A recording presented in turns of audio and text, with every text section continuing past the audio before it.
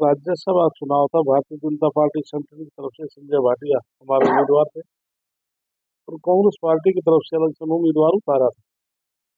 तीस नामदल एक independent candidate थे और जो इंडिपेंडेंट जो विधायक थे उन्होंने उसको कैंडिडेट बनाया था। तो इंडिपेंडेंट विधायक का फर्ज होता है सत्ता पक्ष विपक्ष से विशेष संपर्क करेगा, इसलिए क्रॉस भी वोट हुई, कैंसिल भी हुई। तो ये कांग्रेस पार्टी की अपनी खुद ही कमजोरी है।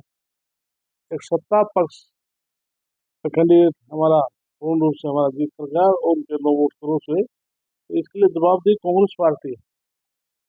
इसलिए सकते हैं कि कांग्रेस पार्टी में अपनी अंदरूनी बहुत लड़ाई। उन्होंने हाउस के अंदर कहा था कि वोट चोरी की आदत है बीजेपी को। तो हाउस में मैंने ये कहा था कि 1999 में जब देश में लोकसभा का चुनाव हुआ तो कांग्रेस पार्टी की पूरे देश में 52 सीट आई। 2024 में चुनाव हुआ तो 99 सीट आई। यदि बीजेपी वोट चोरी करता तो 52 से घटनी चाहिए थी, 99 नहीं होनी चाहिए। इसलिए ये अनाप शनाप कांग्रेस के लोग ध्यान देते हैं। इसलिए इनका जनाधार स्वाद तो होता जा रहा है, चाहे नेशनल लेवल है चाहे प्रदेश लेवल। नरेंद्र मोदी जी ने कल एक बयान दिया था कि हिंदुस्तान वो ताकतवर देश है, 1,40,00,000 जो जनता है, 140 करोड़ 140 करोड़ जो जनता है, इतनी बहादुर है जिन्होंने कोरोना काल को इतनी मजबूती से उसको फेस किया।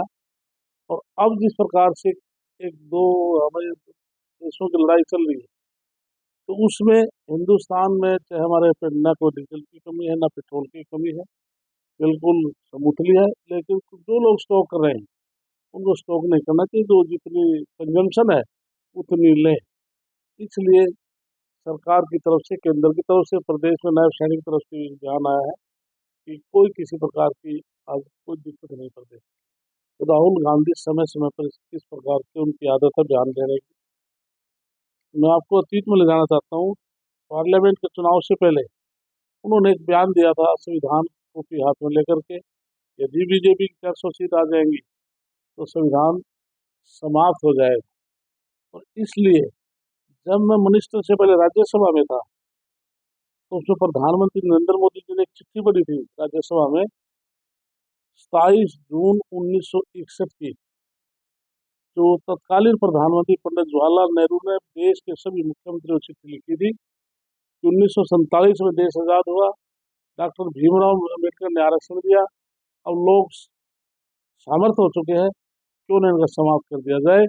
उसको एडिट करके चला कि नरेंद्र मोदी जी आरक्षण खत्म करना चाहते हैं।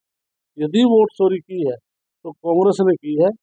बाबा साहब डॉक्टर भीमराव अम्बेडकर जिन्होंने जैसे दूध से मक्खी बाहर निकाल देते हैं, उनको पार्लियामेंट से बाहर किया। फिर 1952 और 1954 में भंडारा विधानसभा लोकसभा से जब उन्होंने चुनाव लड़ा तो डॉक्टर भीमराव अम्बेडकर की 70,000 वोट कैंसिल की थी। वोट चोरी करती थी कांग्रेस पार्टी।